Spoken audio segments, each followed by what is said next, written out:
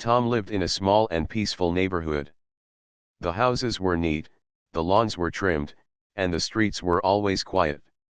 He had bought his little home 2 years ago, hoping to live a simple life away from the noise of the city. He worked from home as an accountant, so his days were calm. He enjoyed sitting on his porch with a cup of tea and greeting neighbors who passed by. Most of the people around him were friendly, but there was one person everyone knew well. Her name was Karen, and she was the president of the Homeowners Association.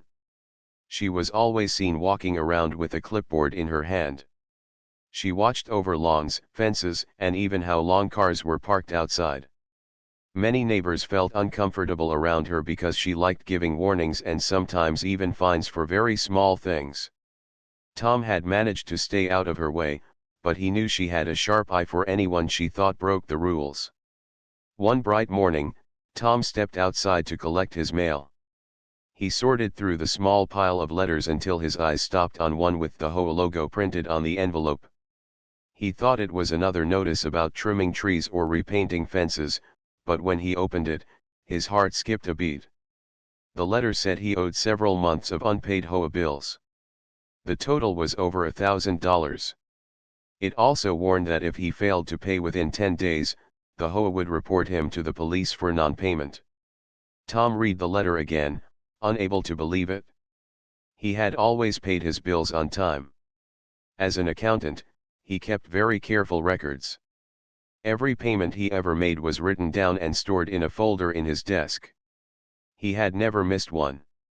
The more he looked at the paper, the more confused he felt. To make sure he was not imagining things, he walked across the street to talk to his neighbor, Mark. Mark was mowing his lawn when Tom waved him over and showed him the letter. Mark read it carefully and shook his head. "I've never seen anything like this," Mark said. "I just paid mine last week, and I didn't get any warnings." "Are you sure it's not a mistake?" "That's what I thought too," Tom replied. "But look at these dates. Some of them say I missed payments even before I moved here. How can that be possible?" Mark frowned. "That doesn't make sense at all. You should talk to Karen about this. She's the one who handles all the HOA records." Tom sighed. He knew Mark was right. If anyone could clear this up, it was Karen, though he was not looking forward to facing her. She was strict and often impatient with neighbors who asked too many questions. Still, he could not let this matter rest. That afternoon, Tom gathered the letter and walked down the street to Karen's house. Her lawn was the neatest on the block, with trimmed bushes and flowers lined in perfect rows.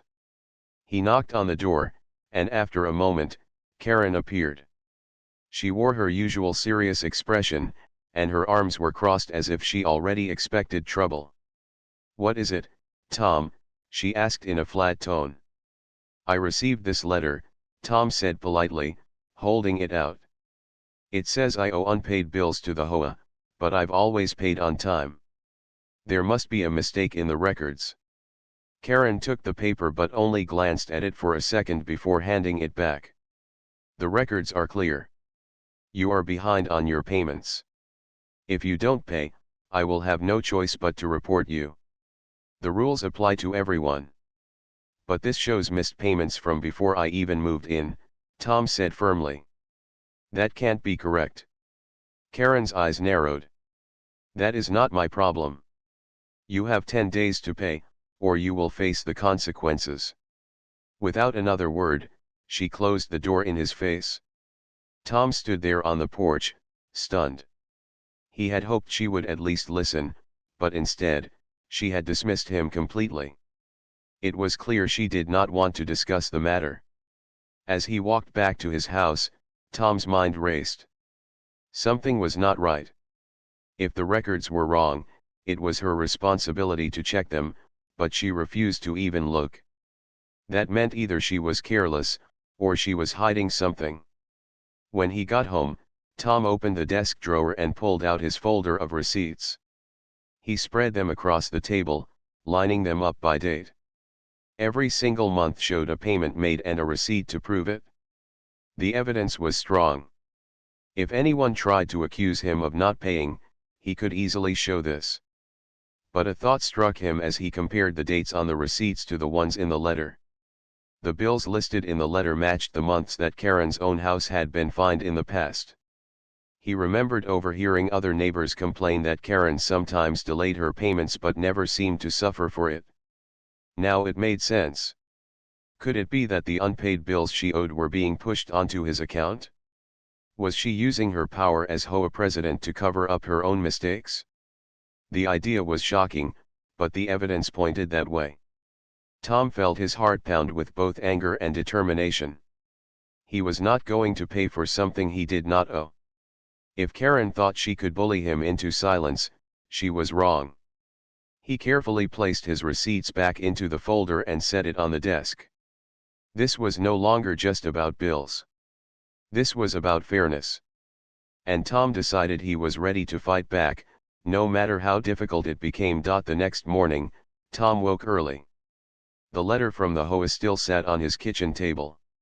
He looked at it again, but his decision had already been made. He would not pay for something he did not owe. Instead, he would gather his proof and face this problem directly. The HOA had a community meeting scheduled that evening in the neighborhood hall. It was open to all homeowners, and Karen always led the discussions. Tom decided that this meeting would be the right time to bring up the issue. If he spoke in front of everyone, Karen would not be able to ignore him or brush him off. All day, Tom prepared his documents. He arranged his receipts in order, clipped them neatly, and placed them in a folder.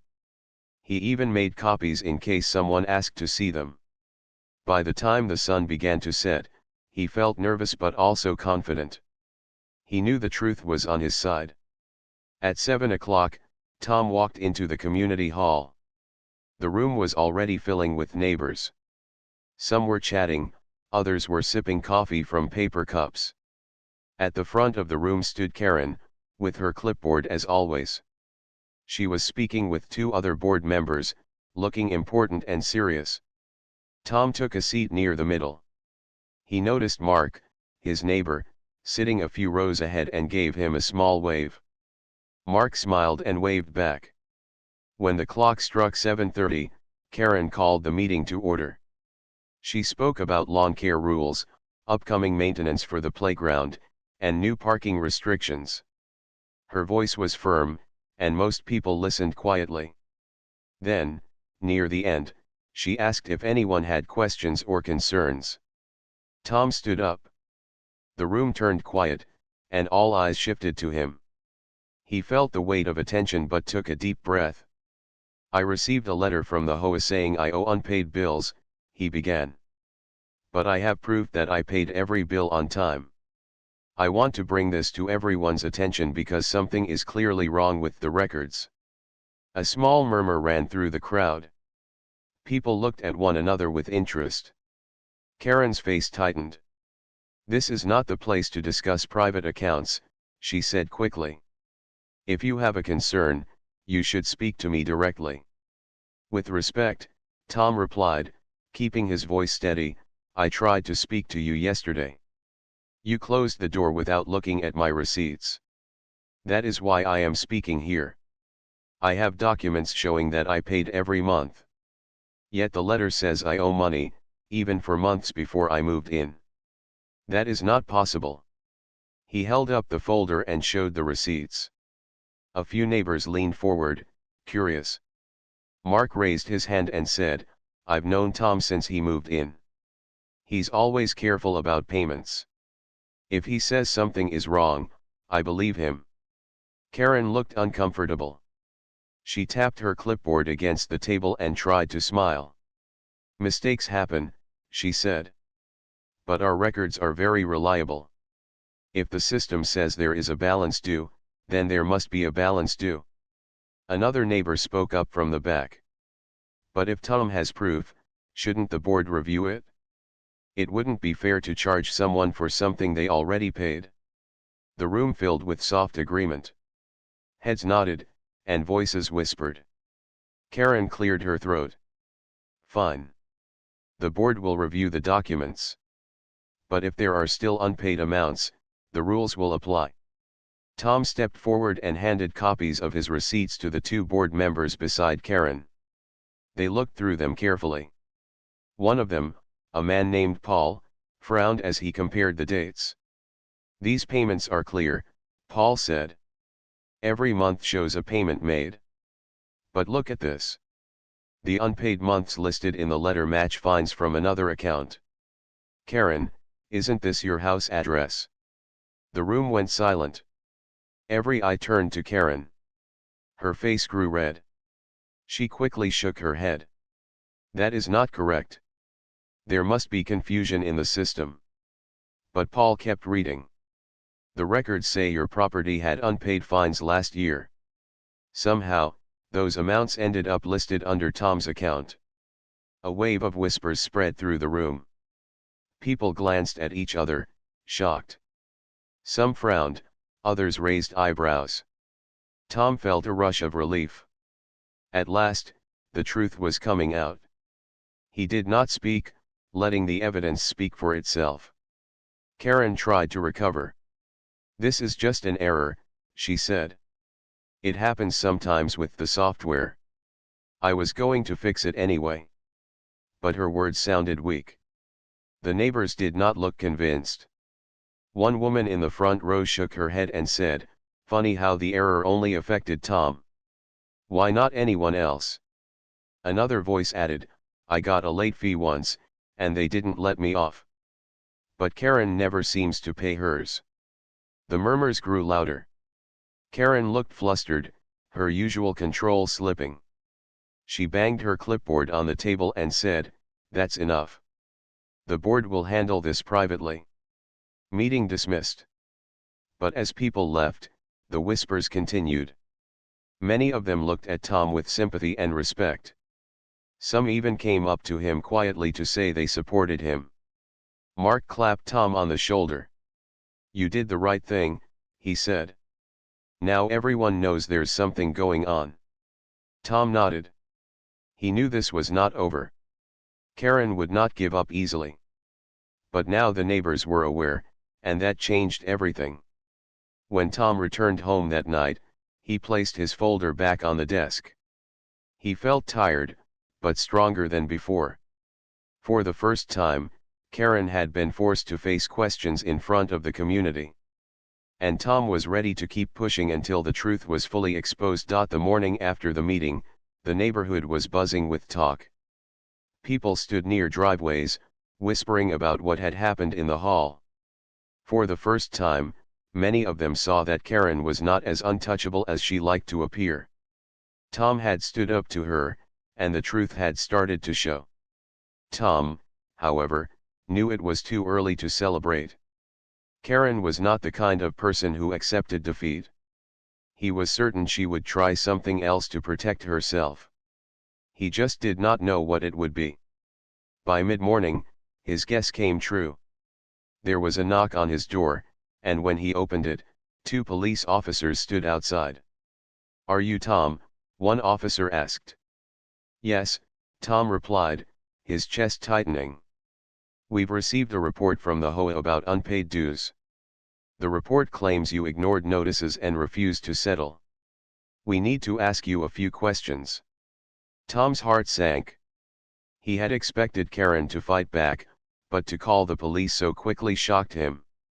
"Officers, please come in," Tom said calmly. He led them to his table where the folder of receipts still lay. "This is a misunderstanding. I have proof that every payment was made. In fact, last night at the community meeting, the board members saw these documents themselves. The unpaid bills actually belong to the HOA president, not me." The officers exchanged a look. One of them picked up the receipts and glanced through them. "You're very organized," the officer said. "These do seem in order." "I would never refuse to pay what I owe," Tom continued. "But I will not pay someone else's debt. That letter I received listed months before I even owned this house. Clearly something is wrong." The officers nodded. "We'll need to confirm this with the HOA board. But from what we see, You've got strong evidence. After they left, Tom sat back in his chair and sighed. It was a relief that the officers listened, but it was also clear that Karen was trying to push him into trouble. She had crossed the line by involving the police. Later that day, Tom visited his neighbor Mark. Together, they sat on the porch and talked about what had happened. She's desperate now, Mark said. She knows everyone is starting to doubt her, so she's trying to scare you. But you handled it well. The police saw the truth. I just hope this doesn't go further, Tom said. All I want is peace. I didn't move here to fight battles. Mark leaned back in his chair. Sometimes peace only comes after standing up for yourself. And you're not alone. Many neighbors are talking about how unfair she's been for years. Maybe this is the moment things finally change. Over the next few days, Tom noticed a difference in how people acted around him. Neighbors waved more often, some stopped to chat, and a few even thanked him for speaking up. It seemed that his courage had given others the strength to admit their own frustrations. But Karen had not given up. A week later, Tom received another letter from the HOA. This time, it claimed he was in violation of lawn care rules. According to the letter, his grass was too long and his bushes were blocking visibility. He was ordered to fix it within 3 days or face a heavy fine. Tom walked outside and looked at his yard. His grass was neatly trimmed, and his bushes were no different from anyone else's. It was obvious this was not about the lawn. It was about punishment. He decided not to react in anger. Instead, he took photos of his yard from every angle. He even asked Mark and 2 other neighbors to look and give their opinion. All of them agreed his yard was perfectly fine. This is harassment, one neighbor said firmly. She's targeting you because you exposed her. Tom nodded. That's why I need to gather proof. If she keeps this up, I'll have enough to take the matter to the city council or even a lawyer. When the next HOA meeting arrived, Tom once again attended with his folder and now also his photos. Karen started the meeting as usual, but her tone was sharper.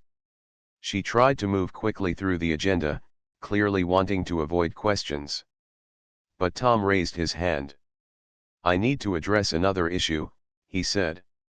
Karen's face tightened, but she had no choice but to acknowledge him. I received a violation notice about my lawn, Tom said. He held up the letter for everyone to see.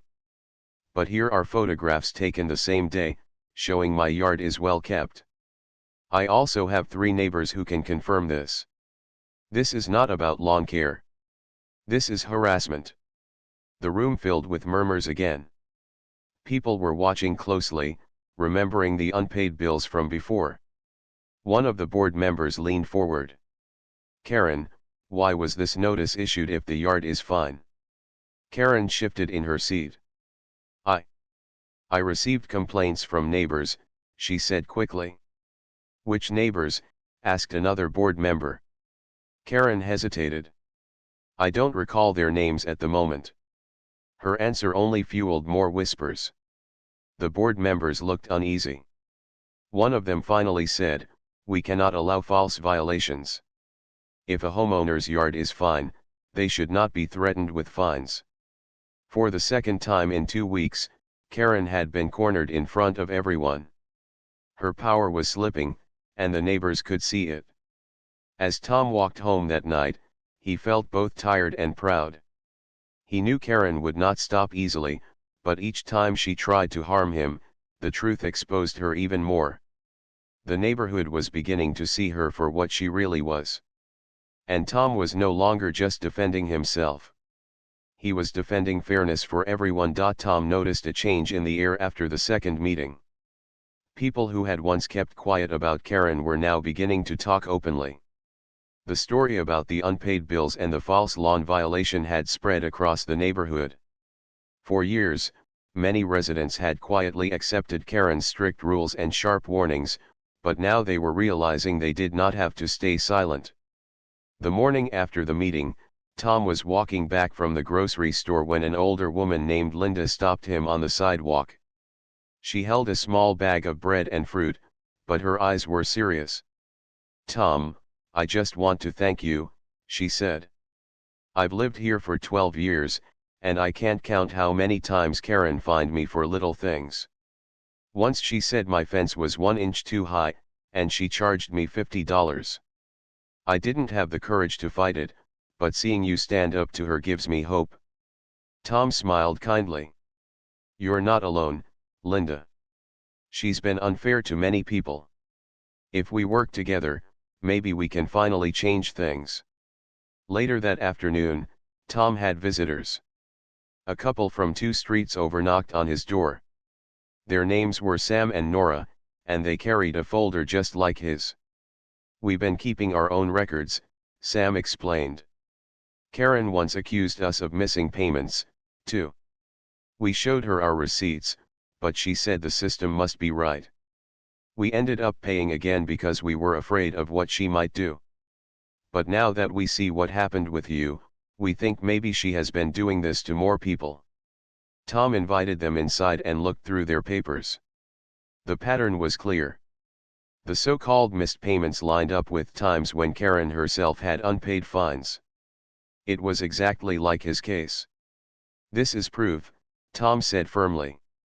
"She's been shifting her bills onto others.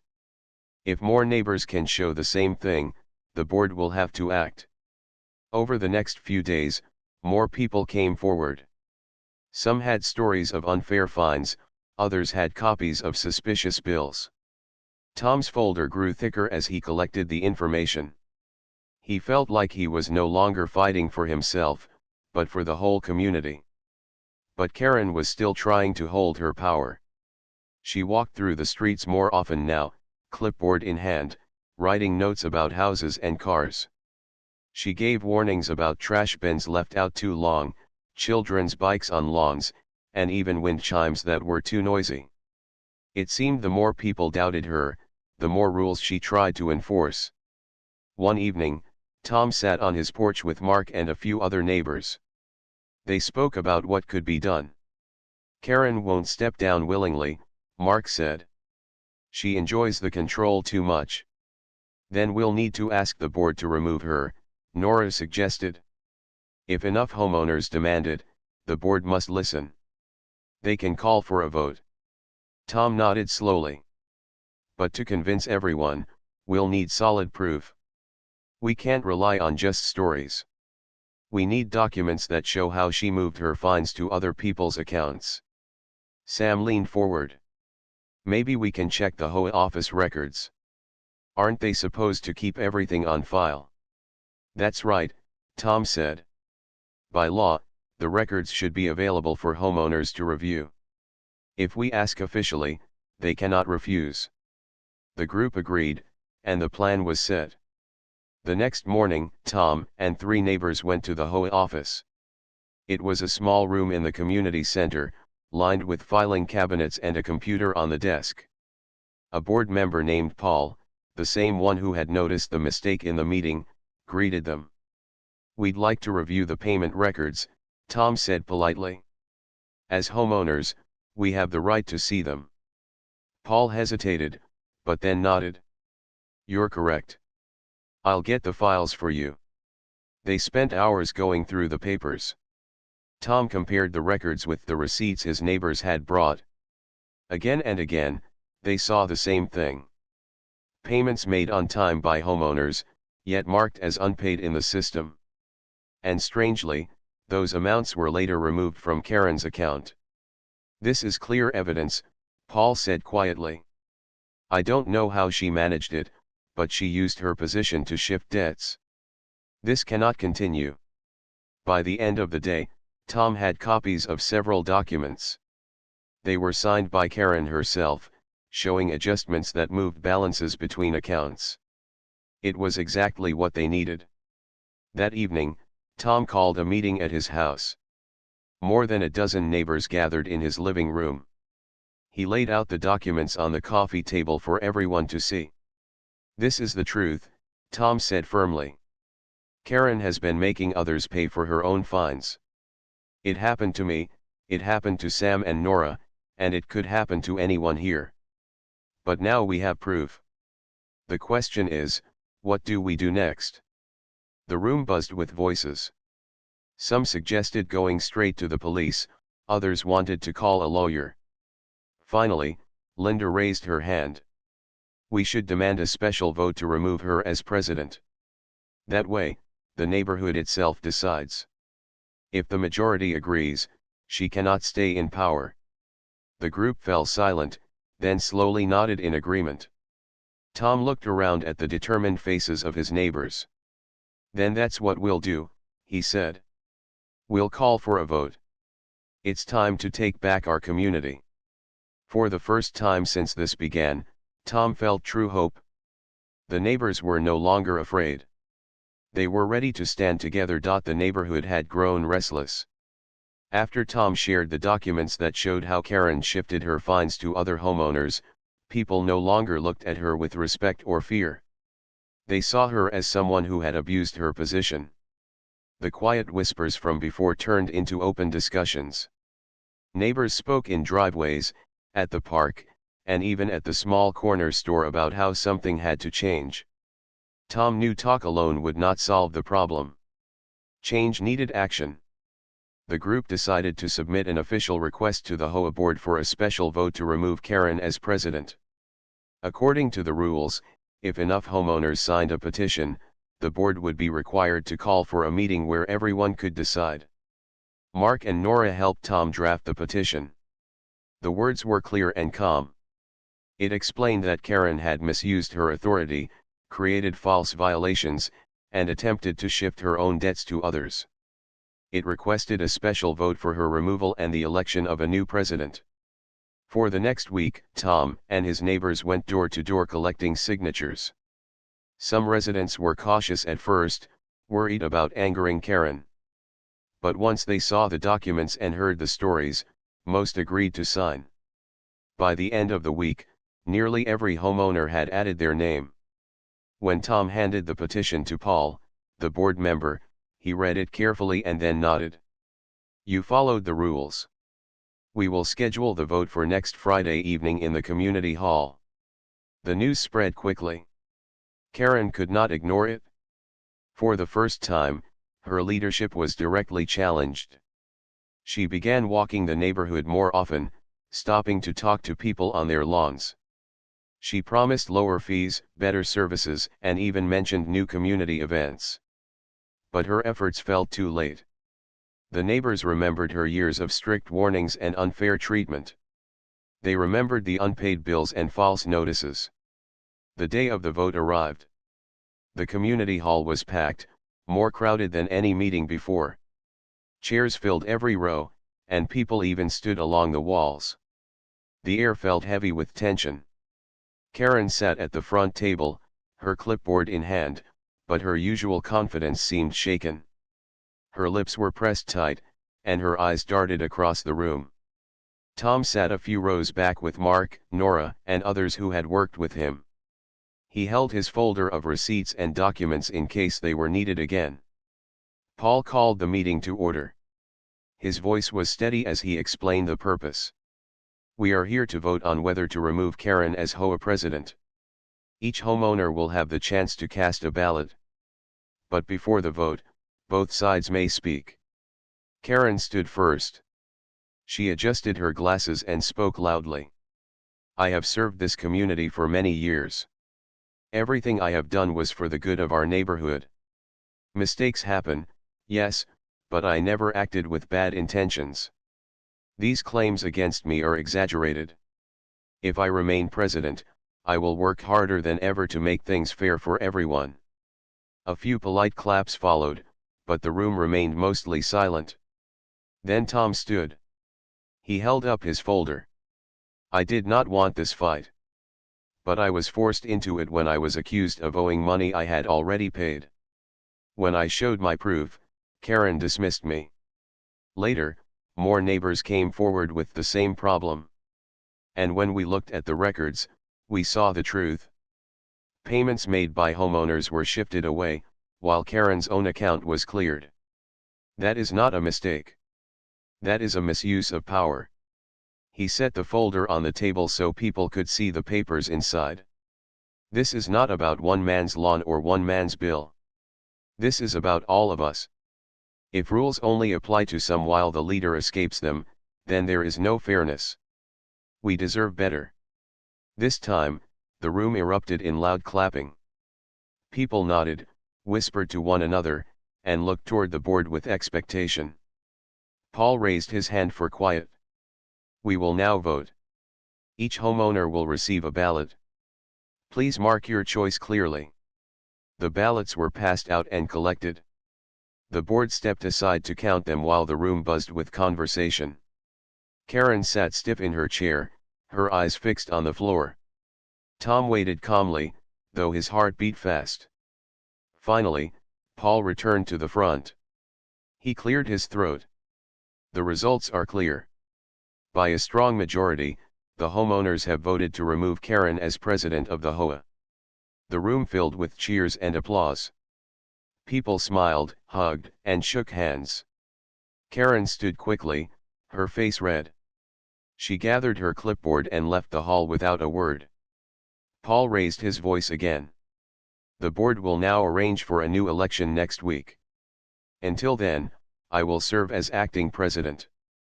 Thank you all for attending and for standing together as a community. As people left the hall, many stopped to thank Tom. Linda hugged him warmly. We would never have done this without your courage, she said. Tom smiled, feeling both relief and pride. It was not just me. It was all of us. We stood together. That night, as he sat on his porch under the quiet stars, Tom thought back to the first letter he had received. What had begun as a false debt had turned into a fight for fairness. And though Karen was gone from her position, Tom knew the story was not yet finished. Sometimes people who lost power did not disappear quietly. The week after the vote felt lighter in the neighborhood. People smiled more, children played outside without fear of being scolded, and the air carried a sense of freedom. For the first time in years, homeowners felt that the HOA worked for them instead of against them. Paul, now acting president, spoke kindly at the meetings and listened to everyone. He promised transparency and fairness in all decisions. Tom finally enjoyed his porch again. He sat with a cup of tea in the evenings, watching the sunset without worry of another unfair letter. Yet deep inside, he wondered if Karen would truly let things end there. She had walked out of the meeting humiliated, and he knew her pride was not easy to break. His concern proved correct only a few days later. One morning, Tom stepped outside to find a note pinned to his front door. The paper was written in rushed handwriting. You may have won the vote, but this is not over. Tom read the words twice. It had no signature, but he knew exactly who had left it. Karen. He showed the note to Mark later that day. Mark shook his head with concern. She's angry. She's looking for revenge. You should be careful, Tom. I can't let fear control me, Tom said firmly. But I also can't ignore this. If she keeps causing trouble, we'll need to show the board again. That evening, the board held a short meeting in the hall. Tom decided to attend. Halfway through the discussion about repairing the playground fence, the back door opened. Karen walked in. The room grew quiet. Everyone turned to look. Karen no longer carried her clipboard, but her sharp eyes scanned the crowd. She walked straight to the front and faced Paul. I still live here, she said loudly. And I have every right to speak. You all think you can push me out, but you don't know the truth. Tom and his friends tricked you with false papers. I never moved debts to anyone. They invented the story to take power from me. Gasps spread across the room. Paul held up his hand. Karen, you had your chance to defend yourself during the vote. The evidence was reviewed by the board, and the community made its decision. You cannot simply accuse others without proof. Karen's voice rose. Proof? I know the truth, and I will show it. You will regret trusting Tom. The tension in the hall was heavy. Tom stood slowly. His voice was calm but clear. If you have proof, show it. I kept every receipt. I shared them with the board and the neighbors. If you believe they are false, bring your evidence. But do not spread lies without it. Karen glared at him, but she had no documents in her hands. Instead, she turned to the neighbors. Do you really think he's a hero? He just wanted attention. You all fell for his act. But this time, the crowd did not stay silent. Linda, the older woman, stood and raised her voice. No, Karen. We saw the records ourselves. We saw your signature on the adjustments. You cannot fool us anymore. Others nodded and spoke in agreement. We're done with your games. We want fairness, not fear. Karen's face grew red. She turned and stormed out of the hall, her footsteps echoing loudly. After she left, Paul sighed. She may try again, but we will not let lies control this community. Tom, thank you for speaking calmly. That was the right way to handle it. Tom nodded, though he knew this was not the end. Karen's anger was strong, and she might try new ways to strike back. The next morning, another problem appeared. Someone had dumped trash bags on Tom's lawn during the night. The smell was terrible, and raccoons had already torn some open. Neighbors came over to help him clean, shaking their heads. This is her doing, Mark said as he carried one of the bags. She wants to scare you. Tom looked at the mess and sighed. Maybe. But if she thinks this will break me, she's wrong. I won't give up. He set up a small camera on his porch that evening, determined to catch anyone who tried again. Sure enough, 2 nights later, the camera recorded a shadowy figure sneaking across his yard. The image was blurry, but the outline and movements looked familiar. Tom brought the footage to Paul the next day. The board reviewed it carefully. While the face was unclear, the height, build, and walk matched Karen. This is serious, Paul said. If she's harassing you like this, we may need to involve the authorities again. No one should live in fear in their own home. Tom nodded. He was tired of the games, but he also knew the right path was patience and proof. Let's keep this safe, he said. If she tries again, we'll have even stronger evidence. When the truth is clear, she won't be able to deny it anymore. The neighborhood supported him. Neighbors brought over meals, checked on him, and made sure he was not alone. What once had been a quiet street filled with fear was now a community standing together. But as Tom looked at the blurry image of the figure on his lawn, he knew the final confrontation with Karen was still to come. Tom woke up earlier than usual on Saturday. The neighborhood was quiet, but his mind was restless. The blurry image from his porch camera replayed in his thoughts. He knew Karen would not stop until she had tried everything. That morning, he walked to the community hall where Paul and 2 other board members were already waiting. They had called a special meeting to review the matter. The small camera rested on the table, its memory card filled with the latest recordings. Paul leaned forward. Tom, the footage is not very clear, but it shows enough. The figure is almost certainly Karen. If she comes again, we will need to take this further. The community must feel safe. Tom nodded. I agree. But I want her actions to be seen by everyone. Let her face the truth in front of all the neighbors, not just us. So they decided to invite the entire community for one last meeting that evening. Word spread quickly, and by sunset the hall was filled again. Families, young and old, gathered to hear what had happened. Paul opened the meeting with a calm voice. Neighbors, we called you tonight because new problems have started. Trash was dumped on Tom's lawn, and other strange things happened around his house. We set up a camera, and it recorded someone sneaking across his yard. The footage is not clear, but the outline is familiar. He played the video on a screen. Gasps filled the room. Even with the blur, many whispered the same name, Karen. At that moment, the back door opened, and Karen stepped in. She looked tired, her hair messy, but her eyes still sharp with pride. She walked to the front and crossed her arms. "You want to blame me again," she said loudly. "That video proves nothing. Anyone could have done it." Tom stood slowly. He spoke with calm strength. "Maybe the video is not clear, but the pattern is. Unpaid bills, false reports, unfair rules, trash on my lawn, it all connects. This is not about me anymore. It is about how you treated this whole neighborhood." The room was silent. People watched both of them, waiting. Linda raised her hand from the crowd. "Karen, why can't you accept what happened? You lost the vote because of your own actions. We gave you trust for years, and you broke it." Others began to murmur in agreement.